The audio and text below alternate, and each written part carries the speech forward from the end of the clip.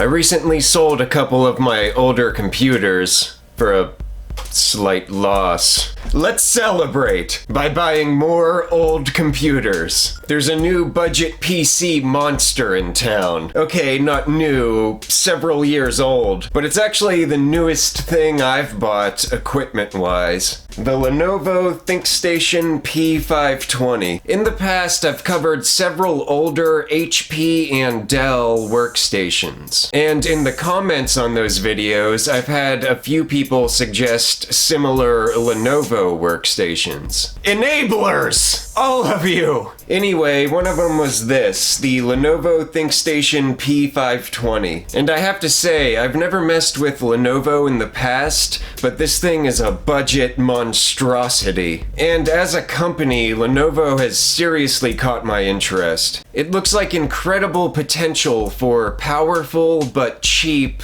upgradable PCs. In this video, we're going to focus on this computer, a really good deal I got for about $170. The kind of specs that it came with, the upgrades that are possible, and we'll test a bit to see what it can do. But I feel inclined to mention I'm working on a video just generally about Lenovo that this will be a part of, because the more I look into these machines, especially when factoring in the price, the more interested and impressed I am with the company. But that video will be later on down the road. For now, we're going to break down and check out this beast. First of all, let's talk cosmetics and exterior. All the ports are about what you'd expect to see on this generation of PC. USB 3.1, SD card reader on the front, headphone jack, all the typical kind of stuff. We also have two 5¼ bays, and I really like this case design, as well as the design of a lot of the Lenovos that I've been seeing. The entire front is almost all mesh. It looks really nice. It's great for airflow, but probably not so great when I have a cat, and it seems to shed as much as about 20 cats. But also, if you were inclined to put an RGB fan or some lights in there, I'm sure it would be really visible and probably look pretty nice. I just really like the appearance. As far as weight, it's about the same as the others that I've covered. It has this convenient handle on the front. All these workstations tend to be a little heavy. To me, it kind of feels like nothing because I'm so shredded and jacked and, dare I even say, swole. So it's kind of like carrying a feather. Oh!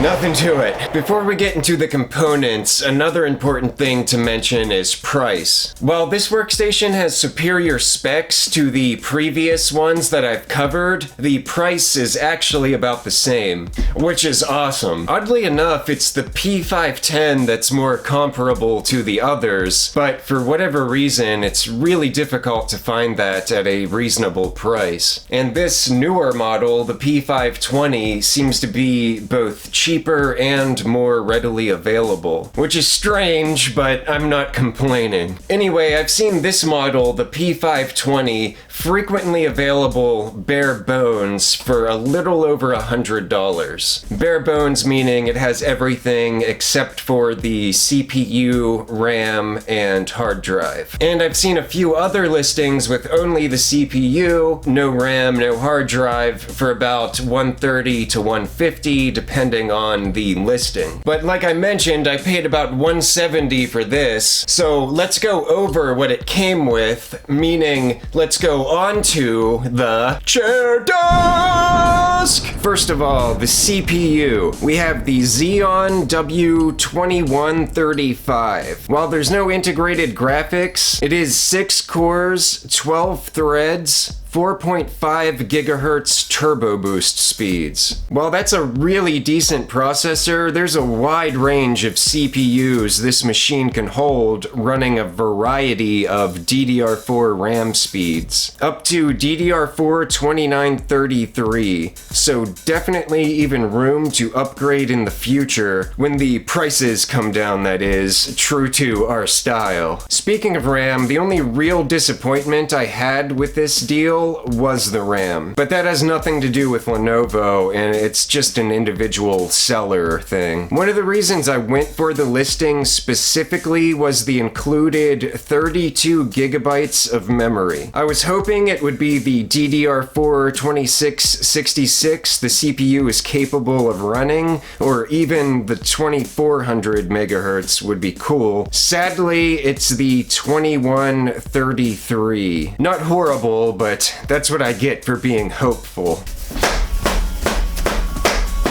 Though, like I said, serious room to upgrade this thing in the future, so maybe down the line when I get another CPU, I'll get a higher RAM speed as well. Aside from that, there's several other important and small things worth noting, and it's not just the main components. There's a lot of small little touches that get me excited about this computer. So the more important things, first of all, we have dual M2 slots for our SSD. We're going to want to run our operating system and core applications off an M2 drive, so it's awesome that there's even one of them, let alone two, which is pretty sweet. And then one of those small touches I was talking about, it actually came with this little heatsink here for those drives. Another small touch, we have these two hard drive bays down here at the bottom, complete with caddies. After I upgrade in the future, I'll probably use this as my main video editing machine. And a lot of people, I never really understood it, but a lot of people diss these 3.5-inch hard drive bays. For me,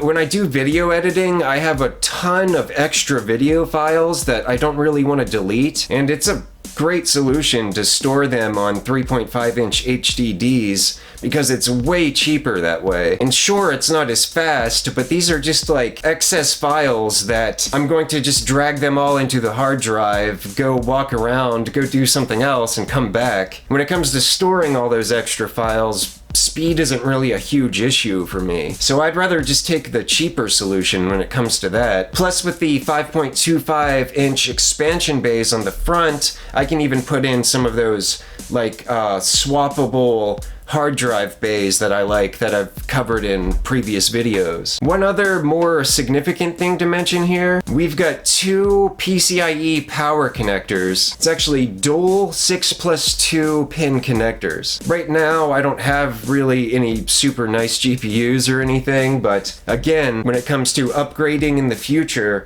we have a lot of room to expand here in a variety of different ways. And aside from that, I'm not going to drag on too much, but just a few more of those small little touches I was talking about. We have a couple extra fan headers on the board. I don't see that in a lot of the Dell and HP models. And generally, just the design of the motherboard, it looks really nice. It looks a lot more like a standalone motherboard that you would buy than it does an OEM motherboard that comes with a stock workstation. The colors of the SATA connectors, the thickness and durability of the PCIe slots, adding just a little bit of color with these red stripes and arrows on the fans and stuff. There's these little passive heat sinks all over the place. And I know it's just little stuff, but it's things like that that really imply quality and concern from the manufacturer. Overall, I just really like the look of this machine, not just in terms of the specs and components, but also the appearance, the design, the cosmetics, like everything just looks really great. But that's enough of my ramblings. Let's throw everything else we need in here, get our hard drive installed, throw in a GPU, and just kind of see what it can do. Even though we'll do more upgrades in the future, for now we're busting out the big guns. Okay, we're busting out the budget guns. GTX 1080. And I know, I should have waited and bought something better, but once I offload a couple more of my older computers, I'll likely grab something better. For now though, this should be perfectly fine because I normally just rock 1080p anyway. I'm gonna go ahead and drop this in and drop in our NVMe type M2 SSD, and then we'll just fire it up and see what it looks like. First, we're putting in the M2 drive, otherwise the GPU is going to be in the way if we don't knock that out first. All I have is this HP branded one. It's the only M2 SSD I have that I'm not using on something else. Hopefully it won't cause any conflicts. I don't think it would, but who knows what kind of underhanded, devious things they might do. And once that's in, we're just going to drop in the GPU, hook up the power connectors, and generally plug in the computer, and everything should be ready to rock. Alright, we know we're gonna be fine with the everyday basic use kind of stuff, so we'll just jump right into some gaming. Starting with Star Wars Jedi Fallen Order, a 2019 game, highest in-game graphical settings, 1080p. I actually don't even own a monitor that can do more than that. Anyway, it's running pretty well. We're looking at, on average, it's hanging between 70 and 100 FPS. I've seen a few dips, but the dips are never below 70. So all in all, it's looking pretty solid. Next, Doom Eternal. This is a 2020 game, again, highest in-game graphical settings. I expected this to be more demanding than the Star Wars game. I thought we'd get lesser performance, but that is not the case. On this, we're hanging between 100 and 250 FPS. On average, around 150. Again, the dips, even the dips are not very common, but are still above 100 when it does dip down. So it's not anything that's noticeable. It's definitely not anything that's going to spoil the gameplay. I'm really impressed with this machine, and I will be gaming on it, but I'm also excited about the upgrades we'll be able to do in the future when the prices come down, because everything we're running really is on the low end right now in terms of what this device is capable of. And also, I must say, I'm thankful to everyone who's watching, and I hope to see you on the next one.